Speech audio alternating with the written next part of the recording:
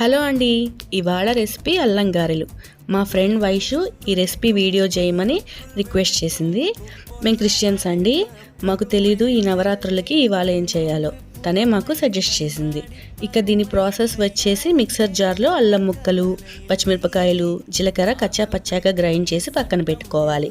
మరి ఒక జార్ తీసుకొని 3 గంటలు నానబెట్టిన మినప్పప్పు, రుచికి సరిపడా ఉప్పు, కొన్ని చిల్డ్ వాటర్ పోసి గ్రైండ్ చేయండి.